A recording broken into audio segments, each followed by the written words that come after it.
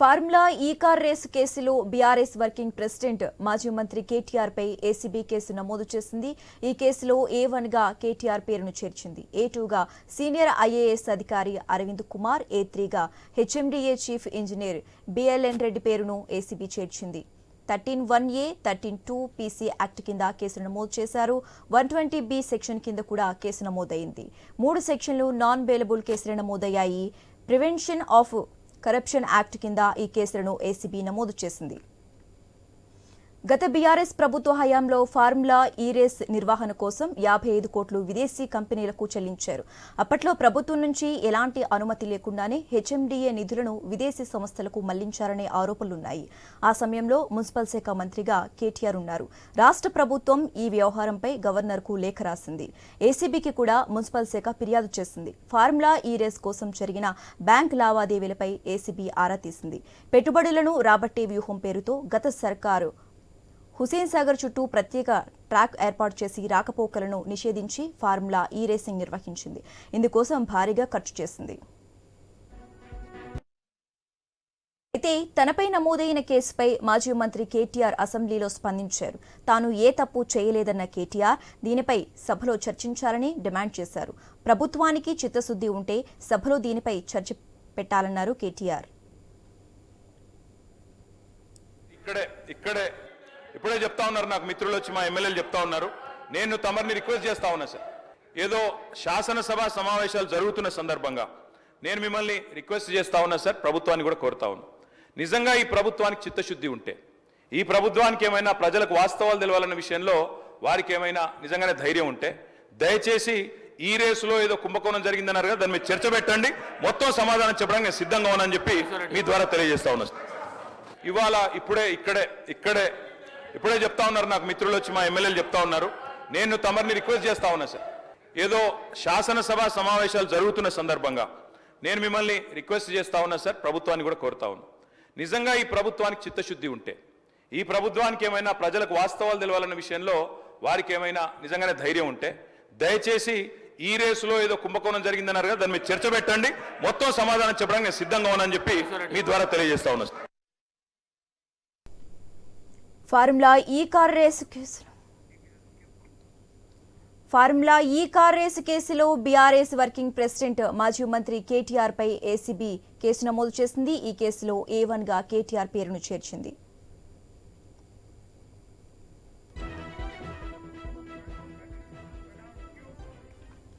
A2 గా senior IAS అధికారి Arvind Kumar, A3 గా HMDA chief engineer BLN Reddy పేరును ఏసీబీ చేర్చింది. 13(1)A, 13(2) PC యాక్ట్ కింద కేసులు నమోదు చేశారు. 120B సెక్షన్ కింద కూడా కేసు నమోదైంది. 3 సెక్షన్లు నాన్ బెయిలబుల్ కేసులు నమోదయ్యాయి. ప్రివెన్షన్ ఆఫ్ కరప్షన్ యాక్ట్ కింద ఈ కేసులను ఏసీబీ నమోదు చేసింది. గత బీఆర్ఎస్ ప్రభుత్వ హయాంలో ఫార్ములా ఈ రేస్ నిర్వహణ కోసం 55 కోట్లు విదేశీ కంపెనీలకు చెల్లించారు. అప్పట్లో ప్రభుత్వం నుంచి ఎలాంటి అనుమతి లేకుండానే HMDA నిధులను విదేశీ సంస్థలకు మళ్లించారనే ఆరోపణలున్నాయి. ఆ సమయంలో మున్సిపల్ శాఖ మంత్రిగా కేటీఆర్ ఉన్నారు. రాష్ట్ర ప్రభుత్వం ఈ వ్యవహారంపై గవర్నర్కు లేఖ రాసింది. ఏసీబీకి కూడా మున్సిపల్ శాఖ ఫిర్యాదు చేసింది. ఫార్ములా ఈ రేస్ కోసం జరిగిన బ్యాంక్ లావాదేవీలపై ఏసీబీ ఆరా తీసింది. పెట్టుబడులను రాబట్టే వ్యూహం పేరుతో గత సర్కారు హుసేన్ సాగర్ చుట్టూ ప్రత్యేక ట్రాక్ ఏర్పాటు చేసి రాకపోకలను నిషేధించి ఫార్ములా ఈ రేసింగ్ నిర్వహించింది. ఇక ఇదే అంశానికి సంబంధించి మరింత సమాచారం మా ఇన్పుట్ ఎడిటర్ శ్రీకాంత్ లైవ్ ద్వారా అందిస్తారు. శ్రీకాంత్. Sasirekha, good evening. మొత్తానికి చాలా రోజుల నుంచి ఇది ఊరిస్తున్నటువంటి అంశమే. ఈ కార్ రేసింగ్ సంబంధించి హైదరాబాద్ లో బీఆర్ఎస్ పార్టీ అధికారంలో ఉన్నప్పుడు ఆ ఫార్ములా ఈ రేసింగ్ కోసం 55 కోట్ల రూపాయలు వెచ్చించడం జరిగింది. అది HMDA నుంచి, ప్రభుత్వానికి సంబంధించి అనుమతి లేకుండానే కేటీఆర్ సొంత నిర్ణయంతో HMDA నుంచి నిధులు మళ్లించి ఆ రోజు ఈ రేసింగ్ ని హైదరాబాద్ లో కండక్ట్ చేయడం జరిగింది, నెక్లెస్ రోడ్ పరిసర ప్రాంతాల్లో. సో ఇట్లా నేపథ్యంలో దాంట్లో నిధుల దుర్వినియోగం జరిగిందంటూ కూడా ప్రభుత్వం ఆరోపణ చేయడం జరిగింది. కేటీఆర్ అరెస్ట్ కి సంబంధించి కేటీఆర్ ని విచారించాలన్నటువంటి ఉద్దేశంతో గవర్నర్ జిష్ణుదేవ్ దగ్గరికి కూడా వెళ్ళడం జరిగింది. గవర్నర్ అనుమతి కూడా రావడం జరిగింది. గవర్నర్ అనుమతి రాగానే అటు ఏసీబీకి లేఖ రాసింది దీనికి సంబంధించి. సో ఇట్లా నేపథ్యంలో ఈ ఫార్ములా ఈ కార్ రేస్ సంబంధించి BRS party working president KTR పైన ఏసీబీ కేసు నమోదు చేయడం ఇప్పుడు రాష్ట్ర రాజకీయాల్లో సంచలనంగా మారింది. అయితే దీనికి సంబంధించి ఒక కీలక పాయింట్ ఏంటంటే, జనరల్ గా విచారణ చేస్తున్నటువంటి టైంలో విచారణలో నేరాన్ని ఒప్పుకోవాల్సినటువంటి అవసరం ఉంటుంది. బట్ ఇక్కడ ఆల్రెడీ కేటీఆర్ ముందు నుంచి చెప్తున్నారు, ఆ నిధులు మేము మళ్లించాం, అనుమతి తీసుకోకుండా, కేబినెట్ అనుమతి తీసుకోకుండానే మేము సొంత నిర్ణయంతో అనుమతించడం జరిగింది, దీంట్లో ఏ అధికారి పాత్ర కూడా లేదు, పూర్తి బాధ్యత నాదే అంటూ కూడా ఆయన ముందే అంటే అనౌన్స్ చేయడం జరిగింది. సో ఇట్లా నేపథ్యంలో ఇవన్నీ కూడా ఏసీబీ ప్రధానంగా అన్ని కూడా నిశ్చితంగా పరిశీలిస్తోంది. దీంట్లో భాగంగానే కేటీఆర్ ని దీనికి సంబంధించి అంటే ప్రశ్నించేటువంటి అవకాశాలు కూడా కనిపిస్తున్నాయి. ఇప్పటికే ఇప్పుడు అప్పుడు కేటీఆర్ అరెస్ట్ కాబోతున్నారు అన్నటువంటి ఊహాగానాలు వస్తున్నటువంటి నేపథ్యంలో అటు బీఆర్ఎస్ పార్టీ కూడా అంటే కాంగ్రెస్ పార్టీ ప్రభుత్వం పైన చాలా తీవ్రమైనటువంటి విమర్శలు చేస్తోంది. ఆరోపణ అంటే 6 గ్యారంటీలను పక్కన పెట్టి కేవలం ఒక కక్ష్యపూరితంగా వ్యవహరిస్తోంది, అంటే వాంటెడ్లీ అరెస్ట్ చేయాలన్నటువంటి కుట్రతోటే వ్యవహరిస్తోంది. గతంలో రేవంత్ రెడ్డిని అరెస్ట్ చేశారు కాబట్టి ఆ రివెంజ్ కోసం అరెస్ట్ చేస్తున్నారు అన్నటువంటి ఉద్దేశంతో కూడా ఈ అంశాన్ని ఎత్తుకున్నారు. ఫార్ములా ఈ కార్ రేస్ కి సంబంధించి అన్నది బీఆర్ఎస్ పార్టీ ఆరోపిస్తున్నటువంటి అంశం. 2023లో దేశంలో చాలా నగరాలు ఈ కార్ రేసింగ్ కోసం పోటీ పడడం జరిగింది. బట్ అవన్నీ కాదని హైదరాబాద్ లో ఈ కార్ రేసింగ్ జరిగింది. సో ఇట్ల నేపథ్యంలో ఇప్పటి వరకు ఈ కార్ రేసింగ్ జరిగినటువంటి నగరాలను ప్రముఖంగా చూస్తే గనక న్యూయార్క్, లండన్, బెర్లిన్, బీజింగ్ వంటి చాలా నగరాల్లో జరిగాయి. అట్లాంటి ఇంటర్నేషనల్ సిటీస్ కి పోటీగా హైదరాబాద్ లో ధీటుగా ఈ కార్ రేసింగ్ నిర్వహించాం. ఇది మా హైదరాబాద్ గొప్పతనం, తెలంగాణ గొప్పతనం, తెలంగాణ చిత్రాన్ని ప్రపంచ పటంలో మేము పెట్టించగలిగేటువంటి సత్తా ఉంది. దీంట్లో ఆల్మోస్ట్ 700 కోట్లకు పైగా లాభం జరిగింది. అట్లాంటి నిధులు వచ్చాయి తెలంగాణకు. వచ్చే లాభాన్ని నిధులు పెట్టి 55 కోట్లకు సంబంధించినటువంటి ఒక అంశాన్ని కాంగ్రెస్ పార్టీ ముందేసుకొని కుట్రపూరితంగా వ్యవహరిస్తుందంటూ ఇప్పటికే కేటీఆర్ చెప్పడం జరిగింది. కేవలం అక్రమంగా కేసులు పెడుతున్నారంటూ కూడా. సో ఏదో రకంగా కేటీఆర్ ని ఇరికించాలన్నటువంటి ఉద్దేశంతో అరెస్ట్ చేయాలన్నటువంటి ప్రయత్నంలో భాగంగానే ఈ కార్ రేసును ముందు పెట్టుకున్నారు అన్నది ఒక అంశం. అండ్ మోర్ ఓవర్ ఈ మున్సిపల్ శాఖ సంబంధించినటువంటి పూర్తి శాఖ పట్టు కూడా ఇప్పటికీ ముఖ్యమంత్రి దగ్గరే ఉంది. దానికి ఎవరికి కూడా ఇప్పటికీ ఆ పోర్ట్ఫోలియో ఎవరికి కేటాయించలేదు. సో దీంట్లో మరీ ముఖ్యంగా 4 సెక్షన్లో 2 పీసీ యాక్ట్లు పెట్టడం జరిగింది. ప్రివెన్షన్ ఆఫ్ కరప్షన్ కింద పీసీ యాక్ట్ 13(1)(a అట్లాగే 13(2) పీసీ యాక్ట్ తో పాటు 409, 409, 120(b) కింద నమోదు చేయడం జరిగింది. అంటే కుట్రపూరితంగా వ్యవహరించడం, మరొక వైపు ఒక పబ్లిక్ సర్వెంట్ గా ఉండి, అంటే ఐఏఎస్ గా ఉండి ఈ విధంగా నిధుల్ని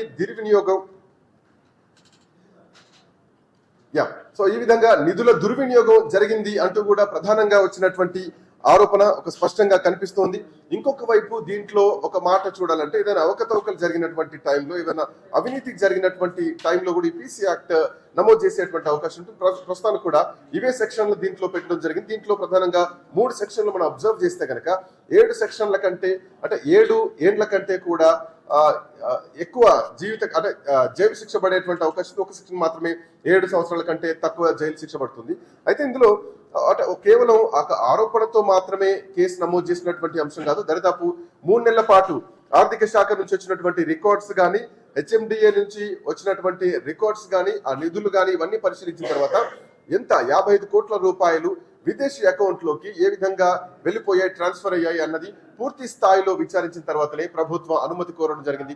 ప్రభుత్వం గవర్నర్ అనుమతి కోరింది. గవర్నర్ అనుమతి ఇచ్చిన తర్వాతనే ఇప్పుడు సిఎస్ అనుమతి ఇవ్వడంతో ప్రస్తుతానికి ఈ కేసు ఏసీబీ నమోదు చేసింది స్పష్టంగా కనిపించింది. సో ప్రొసీజర్ల భాగంగా ఫస్ట్ స్టెప్ అయితే మాత్రం ఈ కేసులో ఎవరైతే ఆరోపణలు ఎదుర్కొంటున్నారో ముగ్గురు, మరీ ముఖ్యంగా అరవింద్ కుమార్ గాని, కేటీఆర్ గాని, అట్లాగే హెచ్ఎండిఏ చీఫ్ బిఎల్ఎన్ రెడ్డిని గాని వీళ్ళకు వ్యక్తిగతంగా నోటీసులు ఇచ్చి ఆ నోటీసులలో భాగంగా విచారణకు రావాలంటూ ఆదేశిస్తారు. అంటే నోటీసులు ఇవ్వకుండా అరెస్ట్ చేయరు, ఎందుకంటే కేసు నమోదైంది, దీనికి సంబంధించి విచారణకు రావాలంటూ కూడా. సో విచారణ హాజరైన తర్వాత అదుపులోకి తీసుకుంటారా, అరెస్ట్ చేస్తారా అన్నది మాత్రం చూడాల్సినటువంటి అవసరం ఉంది. రైట్, మనతో పాటు అడ్వకేట్ వెంకటేశ్వర గారు కూడా జాయిన్ అయ్యారు. ఒకసారి వచ్చిన బ్రేక్ తీసుకుందాం. బ్రేక్ తర్వాత అసలు ఈ కేసుకు సంబంధించినటువంటి పూర్తి వివరాలు ఏంటి, ఎట్లా ఉండబోతున్నాయి, కేటీఆర్ అరెస్ట్ కు పూర్తిగా రంగం సిద్ధమైందేనా, అండ్ ఒక ఐఏఎస్ ని అరెస్ట్ చేయాలంటే ఎట్లాంటి ఫార్మాలిటీస్ ఉంటాయి, ఎందుకంటే గవర్నర్ నుంచి అనుమతి వచ్చింది, ఏసీబీ కూడా ఇప్పుడు కేసు ఫైల్ చేసినటువంటి క్రమంలో హెచ్ఎండిఏ కమిషనర్ గానీ ఇదంతా ఒక మాజీ మంత్రితో పాటు ఒక బ్యూరోక్రాట్స్ ఉన్నారు, దీంట్లో ఇన్వాల్వ్ అయి ఉన్నారు. మొత్తానికి ప్రభుత్వ నిధులు దుర్వినియోగం చేశారన్నటువంటి ఉద్దేశంతో 55 కోట్ల రూపాయల నగదు ఏదైతే హెచ్ఎండిఏ నుంచి డైవర్ట్ చేసి ఈ కార్ రేసింగ్ కి ఉపయోగించారు అన్నటువంటి ఉద్దేశంతో ప్రివెన్షన్ ఆఫ్ కరప్షన్ యాక్ట్ కింద కేటీఆర్ పైన కేసు నమోదు కావడం జరిగింది. కేటీఆర్ తో పాటు A2 గా అరవింద్ కుమార్ ఐఏఎస్, అతో పాటు A3 గా హెచ్ఎండిఏ కమిషనర్ గా పనిచేసినటువంటి బిఎల్ఎన్ రెడ్డి పేరును జాయిన్ చేసింది, దీంట్లో యాడ్ చేసింది ఏసీబీ. దీంట్లో మరీ ముఖ్యంగా సెక్షన్లను ఒకసారి పరిశీలిస్తే గనక దీంట్లో ఇందాక మనం చెప్పుకున్నట్టు 13(a), 13(2) పీసీ యాక్ట్ కింద కేసులు నమోదు చేయడం జరిగింది ఏసీబీ. ఆ తర్వాత 120B సెక్షన్ కింద కూడా కేసులు నమోదైనాయి. ఈ 3 సెక్షన్లు కూడా నాన్ బెయిలబుల్ సెక్షన్లు ప్రివెన్షన్ ఆఫ్ కరప్షన్ కింద. సో ఇందులో 7 సంవత్సరాల వరకు కూడా జైలు శిక్ష పడేటువంటి సెక్షన్లు దీంట్లో పొందుపరచడం జరిగింది ఏసీబీ. అండ్ ఆ తర్వాత ఇంకొక సెక్షన్ ఉంది, అది కూడా 7 సంవత్సరాల లోపు జైలు శిక్ష పడేటువంటి అవకాశాలు ఉన్నది. సో ఈ సెక్షన్లు ఏసీబీ మెన్షన్ చేయడం జరిగింది. రైట్, ఒకసారి మనతో పాటు మట్టి వెంకటేశ్వరరావు గారు ప్రముఖ అడ్వకేట్, ఆయనతో మాట్లాడదాం. ఈ కేసు ఎట్లా ఉండబోతోంది, ఈ కేసుకు సంబంధించి అండ్ అరెస్ట్ ప్రాసెస్ ఎట్లా ఉండబోతోంది అనేది మాట్లాడదాం. వెంకటేశ్వరరావు గారు, గుడ్ ఈవినింగ్. గుడ్ ఈవినింగ్ అండి. గుడ్ ఈవినింగ్ వెంకటేశ్వరరావు గారు, సో అఫ్ కోర్స్ పొలిటికల్ గా అందరికీ తెలిసిన విషయమే రాష్ట్రంలో ఏం జరుగుతోంది. 1 సంవత్సర కాలం నుంచి బీఆర్ఎస్ పార్టీకి పెద్దగా ఎక్కడ కలిసి రావట్లేదు. Almost half of the year Kavitha Tihar జైల్లోనే ఉన్నారు. సో ఇప్పుడు కేటీఆర్ వంతు వచ్చిందా అన్నటువంటి ప్రశ్నలు కనిపిస్తున్నాయి. ఇంకోటి ఏంటంటే కేటీఆర్ దీన్ని యాక్సెప్ట్ చేస్తున్నారు. ఎస్, హెచ్ఎండిఏ నుంచి నిధులు ఆ రోజు ఏదైతే గ్రీన్ కో సంస్థ ఉందో వాళ్ళు వెనకడుగు వేయడంతో మేము నిధులు తీసుకున్నాం హైదరాబాద్ బ్రాండ్ ఇమేజ్ ని కాపాడడానికి అని చెప్పేసి. బట్ ఈ పెట్టినటువంటి కేసులను కానీ కేటీఆర్ ఆల్రెడీ చెప్పడం, ఏ అధికారికి సంబంధం లేదు, పూర్తి బాధ్యత నాదే, నేను విచారణకు వస్తా, జైలుకి వెళ్తా అని చెప్తున్నారు. సో ఇప్పుడు ఏసీబీ విచారణ ఎట్లా ఉండబోతోంది, ఈ సెక్షన్ ఎట్లా చూడొచ్చు మనం వెంకటేశ్వరరావు గారు? ఒకటండి, ఇప్పుడు నిధులు దుర్వినియోగం జరిగిందా జరగలేదా అనేది అది ఇన్వెస్టిగేషన్ లో ఖచ్చితంగా తేలుతుంది. అయితే ఏంటంటే ఇప్పుడు ప్రాసెస్ అనేది ఇప్పుడు మీరు చెప్పిన దాన్ని బట్టి ఏంటంటే కేటీఆర్ రిప్లైలు ఏంటంటే నేనే స్వయంగా తీసుకుని నిధులు వాడానంటే అది కరెక్ట్ గా కూడా ఇల్లీగలే, ప్రాసెస్ తప్పినట్టే. కానీ సరే అల్టిమేట్ గా ఏంటంటే ఏ నిధులైనా సరే ఏ ఆబ్జెక్ట్ కోసం కేటాయించామో ఆ ఆబ్జెక్ట్ గనక అవి ఉపయోగపడినట్లయితే ఆ 409 అనేటువంటి అఫెన్స్ కానీ లేదా ఈ ప్రివెన్షన్ ఆఫ్ కరప్షన్ యాక్ట్ కానీ, కరప్షన్ లేకపోతే కరప్షన్ యాక్ట్ సెక్షన్స్ వర్తించవు. కానీ అవి నిధుల్ని డైవర్ట్ చేసి అనుకున్న పని కాకుండా అవి ఏదైనా స్వాలో చేశారనుకోండి, ఖచ్చితంగా లైబుల్ ఫర్ క్రిమినల్ యాక్షన్ ఒకటి. అయితే ఈ విషయంలో రేవంత్ రెడ్డి గారి ప్రభుత్వం ఏ విధంగా చేస్తుందంటాకి మొన్న అల్లు అరవింద్ గారు మీద చేశారు, అల్లు అర్జున్ గారు మీద చేశారు. అల్లు అర్జున్ గారు మీద చేసిన చాలా దుర్మార్గం కదా రేవంత్ రెడ్డి ప్రభుత్వం. కాంగ్రెస్ ప్రభుత్వం రేవంత్ రెడ్డి పాలనలో అల్లు అర్జున్ కి ఏ విధమైనటువంటి సంబంధం ఉంది? నెక్సెస్ ఉండాలి కదా, యాక్ట్ కిన్ను జరిగినటువంటి చర్యకిన్ను ఆ జరిగినటువంటి పరిణామానికి నెక్సెస్ ఉండాలి కదా. నెక్సెస్ లేకుండా ఏమీ లేకుండా నోటీస్ ఇవ్వకుండా విచారణ లేకుండా సరాసరి వెళ్ళి అరెస్ట్ చేయటం అనేది వాళ్ళ యొక్క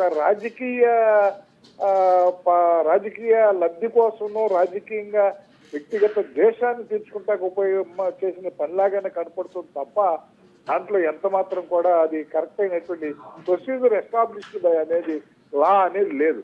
ఇంకేంటంటే ఆర్నేష్ కుమార్ వర్సెస్ స్టేట్ దాంట్లో సుప్రీంకోర్టు వారు గైడ్ లైన్ చాలా స్పష్టంగా ఇచ్చారు. ఏ వ్యక్తి అయినా సరే 7 సంవత్సరాలు శిక్ష పడే కేసులో పోలీస్ స్టేషన్ లోనే మీరు 41A CRPC కింద 41 CRPC నోటీస్ ఇచ్చి చేయమని అన్నారు. ఏమన్నా అల్లు అర్జున్ గారు ఏమన్నా విదేశాలు పారిపోయేవాడా, చట్టానికి దూరంగా ఉండేవాడా? ఇవన్నీ ఏం లేదు కదా. అది చూసినట్లయితే అప్పుడే అన్నారు అల్లు అర్జున్ తర్వాత కేటీఆర్ గారని. ఆ విధంగా కనుక ప్రభుత్వం రాజకీయ కోణంతో, రాజకీయ దురుద్దేశంతో, రాజకీయ లాభం కోసం అరెస్ట్ చేశారనుకోండి కేటీఆర్ ని, ప్రభుత్వం దానికి తగిన మూల్యం ఖచ్చితంగా చెల్లించుకున్నది. ఆంధ్రప్రదేశ్ లో జగన్మోహన్ రెడ్డి ప్రభుత్వం. వెంకటేశ్వరరావు గారు, ఇక్కడ ఇంకొక పాయింట్, ఒక మాజీ మంత్రిని, ఒక పొలిటికల్ లీడర్ ని అరెస్ట్ చేసినటువంటి సంఘటనలు, సందర్భాలు దేశంలో చాలా రాష్ట్రాల్లో మనం చూసాం. ఈవెన్ కవిత విషయంలో కానీ ఒక పొలిటికల్ యాంగిల్ లో చూద్దాం. బట్ కమింగ్ టు ఐఏఎస్ అధికారుల విషయానికి వస్తే, సో వీళ్ళను అరెస్ట్ చేయడానికి ఎట్లాంటి పద్ధతులు ఉంటాయి? దీంట్లో వీళ్ళని కూడా విచారణకు పిలవడం జరిగింది. సరే అరెస్ట్ అవుతారా కాదన్నది సెకండరీ విషయం, బట్ కాకపోవచ్చు అన్నటువంటి అంశం కూడా లేదు. ఎందుకంటే మన ప్రభుత్వం వెళ్తున్నటువంటి వ్యవహారం చూస్తూ ఉంటాయి. సో ఒక ఐఏఎస్ బ్యూరోక్రాట్స్ ని దీంట్లో ఇన్వాల్వ్ చేశారు. సో వీళ్ళ విచారణ పద్ధతి ఎట్లా ఉండొచ్చు? సో వాళ్ళకి సంబంధించి కొన్ని ఏమైనా గైడ్ లైన్స్ ఉంటాయా? ఖచ్చితంగా అది ఐఏఎస్ ఆఫీసర్ అయినా ఐపీఎస్ ఆఫీసర్ అయినా ఎవరైనా బిజినెస్ రూల్స్ ప్రకారం గవర్నమెంట్ కి బిజినెస్ రూల్స్ ఉంటాయి. బిజినెస్ రూల్స్ ప్రకారం ఎప్పుడైతే ఫాలో అవుతారో అప్పుడు వాళ్ళకేమి చర్య ఉండదు, ఇమ్యూనిటీ వస్తుంది. బిజినెస్ రూల్స్ ఫాలో అవ్వకపోతే చట్టం వారికి ఇచ్చినటువంటి ప్రత్యేకమైనటువంటి సదుపాయం వాళ్ళు ఇన్వోక్ చేయటానికి లేదు.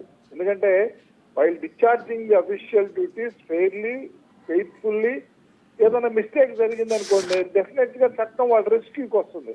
కానీ అది ఎప్పుడు ఏదైతే చట్టం నిర్దేశించినటువంటి ప్రొసీజర్ ఉందో, ఏదైతే చట్టం నిర్దేశించినటువంటి ప్రామాణికాలు ఉన్నాయో, బిజినెస్ రూల్స్, అడ్మినిస్ట్రేటివ్ రూల్స్ ఉన్నాయో, వాటికి అనుగుణంగా వారి యొక్క కార్యకలాపాలు ఉంటే ఖచ్చితంగా కూడా చట్టం అనేది వాళ్ళ ప్రాసిక్యూషన్కి రెస్క్యూ చేసుకునే అవకాశం ఉంటుంది.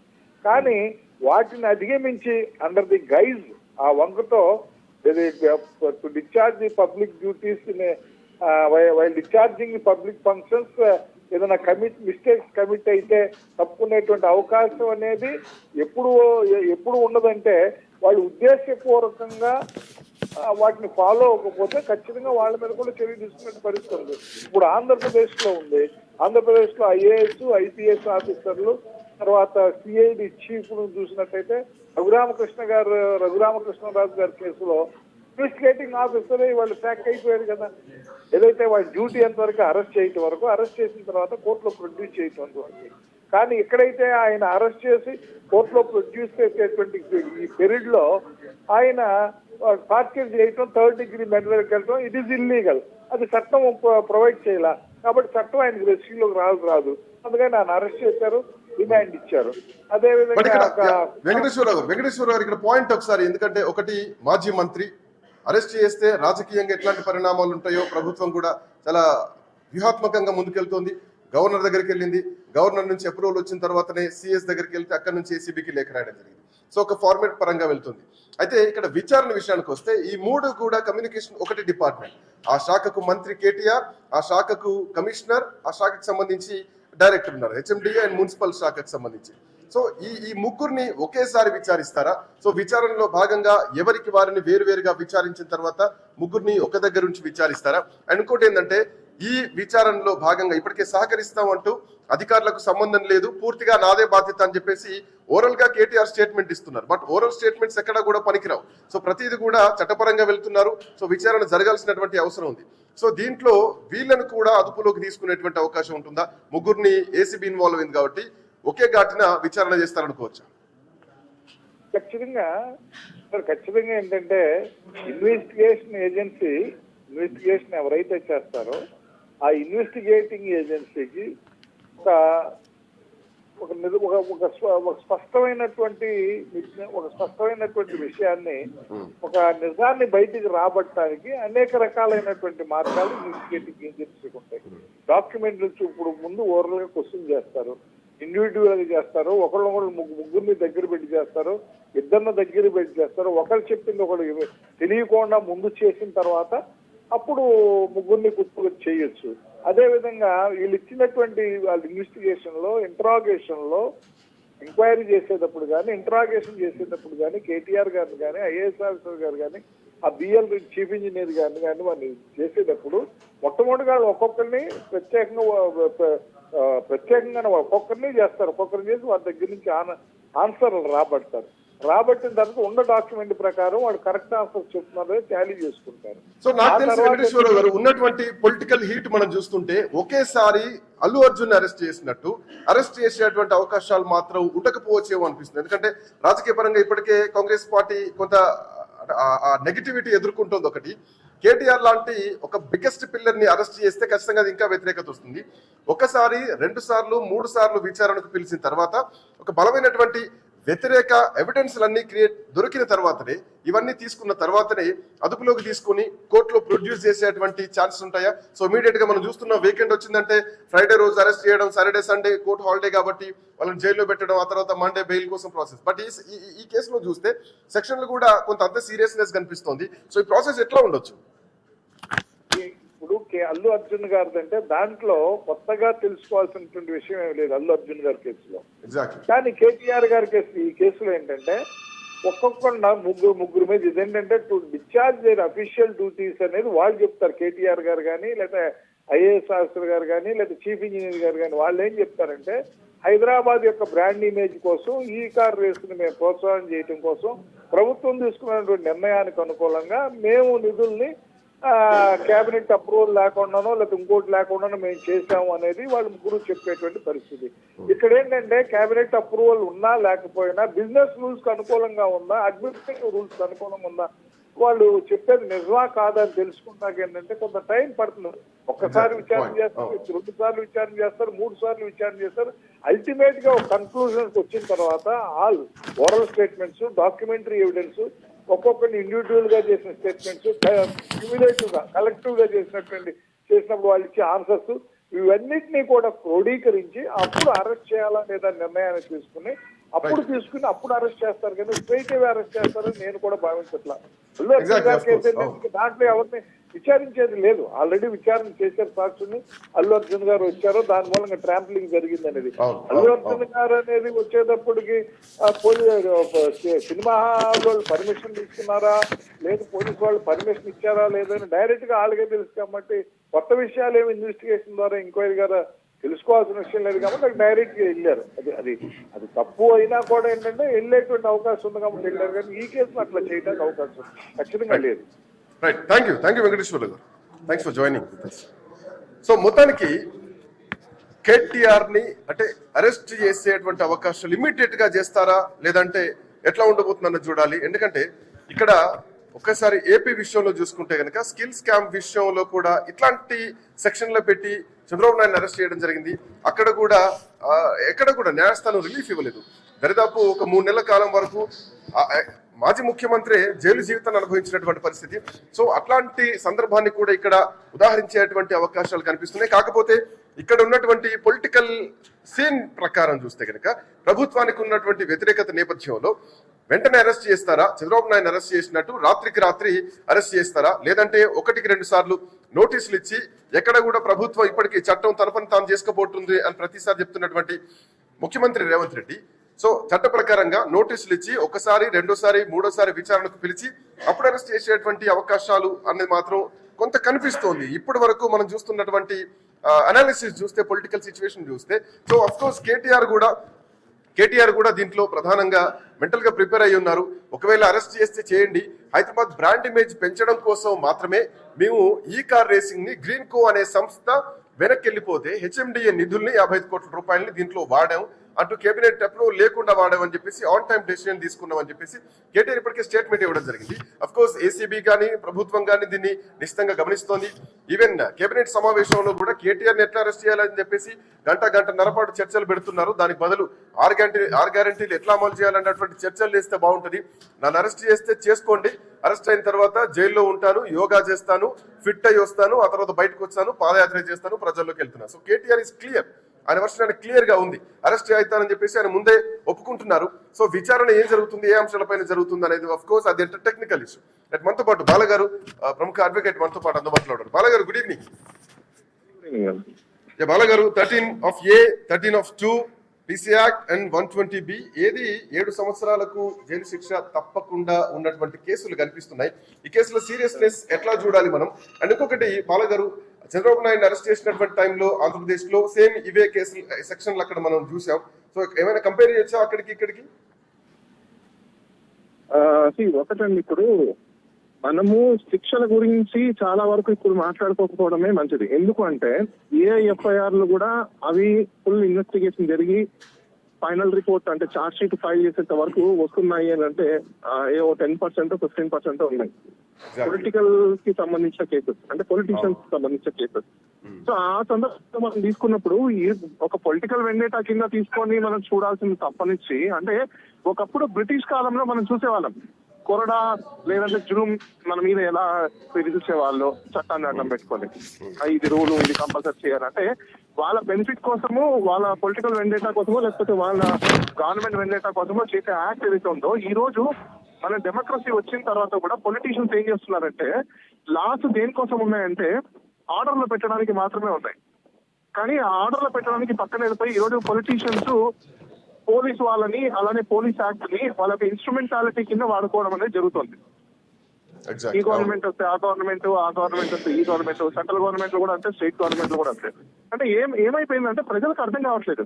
ఏంటో వీళ్ళు కేసులు అంటారు, వాళ్ళ కేసులు అంటారు, కుంభకోణాలు అంటారు, లేకపోతే ఇంకోటి అంటారు, ఏదో దోచేసుకున్నారంటారు, ఏదో స్కామ్ అంటారు, ఏదో స్కీమ్ అంటారు. అసలు ప్రజలకు ఏం అర్థం కాదు, అసలు ఏం జరుగుతుంది ప్రజలకు అర్థం కాదు. ఇది ఒక పెద్ద మిస్టరీ. మనము చట్టాలని లోపలికి వెళ్ళేదానికంటే వాళ్ళకి ఎన్ని ఇయర్స్ శిక్ష పడుతుందా పడదా అనేది పక్కన పెట్టేస్తే అసలు ఇప్పుడు అరెస్ట్ చేయాల్సినంత నెసెసిటీ ఉందా లేదా అనేది ఒక క్వశ్చన్. రెండో క్వశ్చన్ ఏంటంటే ఇప్పుడు అరెస్ట్ చేసినంత మాత్రాన గవర్నమెంట్ కి ఏమైనా బెనిఫిట్ వస్తుందని గవర్నమెంట్ దాన్ని ప్రాపర్ గా ప్రెజెంటేషన్ చేసుకోగలగాలి. ఇప్పుడు కేటీఆర్ ని అరెస్ట్ చేసిన తర్వాత కేటీఆర్ ఏం తప్పులు చేశారు, ఏం చేశారు, ఎలా లా ప్రకారం లా ఎలా ఫాలో అవుతుంది, ఎందుకోసం అరెస్ట్ చేయాల్సి వచ్చింది ఏంటి, ఇవన్నీ వాళ్ళు ప్రాపర్ గా ప్రజలకి ఎప్పుడైతే ప్రెజెంట్ చేయగలుగుతారో అప్పుడు వాళ్ళు సక్సెస్ అవుతారు. అరెస్ట్ అయిన తర్వాత అరెస్ట్ చేసిన తర్వాత వీళ్ళు హవామే గయా అన్నట్టు వదిలేశారు అనుకోండి, పబ్లిక్ లో ఒక డిసాటిస్ఫాక్షన్ అనేది క్రియేట్ అవుతుంది. ఇదేంటి ప్రభుత్వం వచ్చిన తర్వాత ప్రజల పాలన పక్కన పెట్టేసి పొలిటీషియన్స్ పాలన చేస్తున్నారు, అపోజిషన్ పార్టీ లీడర్స్ అరెస్ట్ చేసుకోవడం ముందు ప్రజలు. మీరు చెప్తుంది ఒక రివెంజ్ పాలిటిక్స్ నడుస్తున్నాయి తప్ప దీన్ని ప్రజల్లో బ్లేమ్ అవడం తప్ప ఏం లేదన్నది మీ వర్షన్ ఒకటి కనిపిస్తోంది. సో ఏదైనా సెక్షన్ల గురించి ఒకసారి ఏమైనా డిస్కస్ చేస్తారా? ఆఫ్ కోర్స్ అంటే కేసులు ఎట్లా ఉంటాయి, జైలు శిక్ష ఏంది సెకండరీ విషయం అయినా కానీ the weight of the section. Can you repeat again the section and act? Yeah, ఇది 13(a), 13(2) and 120(b). Act. Hello. Yes. A act? Prevention of corruption. Prevention of corruption act కింద మీకు section 13 చూసుకున్నప్పుడు okay బేసికల్ గా మీకు misappropriation అనేది ఉంటుంది. అంటే పబ్లిక్ సర్వెంట్ గా ఉంది అంటే నథింగ్ బట్ ఇప్పుడు మీకు మినిస్టర్ కావచ్చు, లేకపోతే పబ్లిక్ కి సంబంధించిన వాళ్ళు ఎవరైనా కావచ్చు, ఫండ్స్ ని గానీ ఎక్స్చెకర్స్ ని గానీ ఎవరైనా దాన్ని మిస్అప్రాప్రియేట్ చేసినప్పుడు జనరల్ గా ప్రివెన్షన్ ఆఫ్ కరప్ట్ యాక్ట్ అనేది వస్తుంది. దీంట్లో మీకు 1 to 7 years వరకు మాత్రమే పనిష్మెంట్ అనేది ఉంటది. సో ఈ 1 to 7 years లో కూడా మీకు ఏ బేసిస్ మీద నడుస్తుంది అంటే అసలు ఎంత కరప్షన్ జరిగింది, ఆ కరప్షన్ ఎంత వరకు వస్తుంది. నేను ఒకసారి ఆ సెక్షన్ దాన్ని రీడౌట్ కూడా చేస్తాను మీకు. Criminal misconduct by A public servant అంటారు దాన్ని, section 13. A public servant is set and committed an offence of criminal misconduct if the dishonestly, fraudulently and misappropriates of otherwise converts for his own use any property entrusted to him or any property under the control as a public servant or allows any other persons or do so. అంటే మీకు general ఈ sections prevention of corruption act ఏం చెప్తుంది అంటే ఒక public servant అంటే minister కావచ్చు, లేకపోతే గవర్నమెంట్ ఎంప్లాయీస్ కావచ్చు, వీళ్ళు ఎవరైనా వాళ్ళ కంట్రోల్లో ఉన్న ప్రాపర్టీస్, అది మనీ కావచ్చు, లేకపోతే పవర్ కావచ్చు, లేకపోతే ల్యాండ్ కావచ్చు, లేకపోతే ఏదైనా కావచ్చు, ఇలాంటివి అబ్యూజెస్ జరిగినప్పుడు, మిస్అప్రాప్రియేషన్స్ జరిగినప్పుడు ఈ సెక్షన్స్ అనేది అప్లై అవుతాయి. దీంట్లో గ్రావిటీని బేస్ చేసుకొని 1 year నుంచి 7 years లోపల పనిష్మెంట్ పడే అవకాశాలు ఉంటాయి. ఇప్పుడు ట్రయల్ జరిగి ట్రయల్ అంతా మొత్తం కమిన్స్ అయిన తర్వాత, షెడ్యూల్ అయిన తర్వాత, ప్రూవ్ అయ్యాక అది కూడా ఎంత కరప్షన్ అనేది జరిగింది. మనం ఒక ఎగ్జాంపుల్ కేసు తీసుకోవచ్చు. జయలలిత గారు, తమిళనాడుకి సంబంధించిన సీఎం, ఎక్స్ సీఎం జయలలిత గారి మీద ఇలాంటిదే కరప్షన్ యాక్ట్ వేసినప్పుడు బెంగళూరులో ట్రయల్ అంతా నడిచి ఆవిడకి 2 years ఏమో పనిష్మెంట్ పడింది. అంటే ఇలాంటి కేసెస్ మాక్సిమం అండి ఒక 2 years, 2.5 years, 3 years అలా పనిష్మెంట్ పడే అవకాశాలు ఉంటాయి తప్ప అంతకు మించి మోర్ గ్రావిటీ ఉన్న కేసెస్ కింద తీసుకోరు. అంటే ఇవి ఎకనామికల్ అఫెన్సెస్ అయ్యాయి అనుకోండి, సపోజ్ సుప్రీంకోర్టు రూలింగ్ ప్రకారం ఎకనామికల్ అఫెన్సెస్ ఉంటే ఆ మొత్తం రికవరీ చేస్తారు. పనిష్మెంట్ తో పాటు ఎంతైతే రికవరీ చేయాలో విత్ ఇంట్రెస్ట్ వాళ్ళ ప్రాపర్టీస్ మొత్తం సీజ్ చేసి రికవరీ చేసే అవకాశాలు ఉంటాయి. అయితే ఈ రికవరీ చేసిన తర్వాత మళ్ళీ ఎక్కడికి వెళ్తుంది? అగైన్ ట్రెజరీకి వెళ్తుంది, గవర్నమెంట్ ట్రెజరీకి. ఇక్కడ ప్రజలందరూ కూడా గుర్తుపెట్టుకోవాల్సింది ఏంటంటే ఆ గవర్నమెంట్ ట్రెజరీకి వెళ్ళిన తర్వాత డబ్బులు మళ్ళీ పొలిటీషియన్స్ ఎవరు? వీళ్ళే. రేపు మళ్ళీ అధికారంలోకి వచ్చిన తర్వాత మళ్ళీ దాన్ని యూటిలైజ్ చేసేది ఎవరు? వీళ్ళే. అయితే ప్రజలందరూ గమనించాల్సింది ఏంటంటే పబ్లిక్ వెల్ఫేర్ సిస్టమ్ అనేది పక్కన పెట్టేసి, పబ్లిక్ పాలసీస్ అనేది పక్కన పెట్టేసి, కార్పొరేట్ వెల్ఫేర్ సిస్టమ్ అనేది మనము దాన్ని అడాప్ట్ చేసుకోగలిగితే మాత్రం ఖచ్చితంగా ప్రతి ఒక్క పౌరుడు ఈ భారతదేశంలో కనీసము లైవ్లీవుడ్ ని రన్ చేయగలుగుతాడు. ఇప్పుడున్న సిస్టమ్ అంతా corporate style. Anyway, thank you Bala గారు, thanks for joining. So formula ఈ రేస్ ఏదైతే కార్ రేస్ ఉందో దీనికి సంబంధించి కేటీఆర్ కు నోటీసులు ఇవ్వడం జరిగింది. సో ఏసీబీ కేసు ఫైల్ చేయడం జరిగింది. సో ఇందాక మనం మాట్లాడుకున్నట్టు so at a time arrest చేస్తారా? చంద్రబాబు నాయుడు ఎగ్జాంపుల్ లా ఒక ఫాలో అవుతూ, లేదంటే దీంట్లో ఐఏఎస్ అధికారులు కూడా ఇన్వాల్వ్ అయి ఉన్నారు. ఈ కేసు మొత్తం కూడా ట్రాన్స్పరెంట్ గా, అంటే ఇది నిధుల దుర్వినియోగం జరిగింది, అది ఆల్రెడీ కేటీఆర్ కూడా యాక్సెప్ట్ చేయడం జరిగింది. 55 కోట్ల రూపాయలని కేబినెట్ అప్రూవల్ లేకుండా హెచ్ఎండిఏ నుంచి నిధులు మళ్లించామంటూ కూడా చెప్పడం జరిగింది. దీని మీద 700 కోట్ల రూపాయల వరకు కూడా బిజినెస్ జరిగింది, అంటే లాభం వచ్చింది ప్రభుత్వానికి. సో ఒక బ్రాండ్ క్రియేట్ చేస్తామన్నది మాత్రమే కేటీఆర్ అంశం. బట్ కేటీఆర్ కొంత సెంటిమెంట్ యాంగిల్లో వెళ్తున్నారు, ప్రభుత్వం మాత్రం టెక్నికల్ గా వెళ్తుంది కేటీఆర్ ని అరెస్ట్ చేయడానికి, అదుపులోకి తీసుకోవడానికి. దీనికి తోడు ఇప్పటికీ అధికారులకు ఏ సంబంధం లేదంటూ కూడా ముందు ఒక హింట్ కేటీఆర్ ఇచ్చినా గానీ అధికారులను కూడా దీంట్లో ఇన్వాల్వ్ చేయడం జరిగింది. సో ఎట్లా ఉండబోతోంది, కేటీఆర్ అరెస్ట్ కు రంగం సిద్ధమవుతుందా అన్నది మాత్రం ఇవాళ రేపా ఎట్లా ఉండబోతోంది చూడాలి. ఎందుకంటే ప్రభుత్వం కొంత సీరియస్ గా ఉంది, చట్టం తన పని తాను చేసుకుపోతుందంటూ అరెస్టులు జరుగుతున్నటువంటి విధానం కానీ పోలీస్ డిపార్ట్మెంట్ వెళ్తున్నటువంటి మూమెంట్ కానీ స్పష్టంగా కనిపిస్తోంది. ఎవరైనా కానీ అందరూ సమానమే చట్టానికి, అది అల్లు అర్జున్ అయినా కానీ కేటీఆర్ అయినా కానీ అందరూ సమానమే అనేది మాత్రం ఒక హింట్ అల్లు అర్జున్ అరెస్ట్ తోటి ఇస్తే, సో నెక్స్ట్ కోమటిరెడ్డి వెంకటరెడ్డి కూడా నిన్న అసెంబ్లీలో చెప్పడం జరిగింది, మీరు నల్ల డ్రెస్సులు వేసుకొని బేడీలు వేసుకొని రైతుల మద్దతుగా నిరసన తెలపడం కాదు, ఇవాళ రేపు మీ దగ్గర కూడా బేడీలు వేస్తారు, పోలీసులు వచ్చి పట్టుకుపోతారు అని చెప్పేసి కూడా ఒక కామెంట్ చేయడం జరిగింది. సో ఏదేమైనా కేటీఆర్ అరెస్ట్ కు ప్రభుత్వం రంగం సిద్ధం చేస్తోంది, స్పష్టంగా కనిపిస్తోంది. కేటీఆర్ దీనికి మెంటల్ గా ప్రిపేర్ అయ్యి ఉన్నారు. నెక్స్ట్ ఆ తర్వాత ఎన్ని రోజులు ఉంటారు జైల్లో, సో ఇది కేసు పరిస్థితులు ఎట్లా ఉండబోతున్నది మాత్రం రెగ్యులర్ అప్డేట్స్ కొంచెం చూడాల్సినటువంటి అవసరం ఉంది. సో ప్రస్తుతానికి మాత్రం ఏసీబీ కేసు ఫైల్ చేసింది. ఓ to studio Sasirekha. Sir updates Srikanth.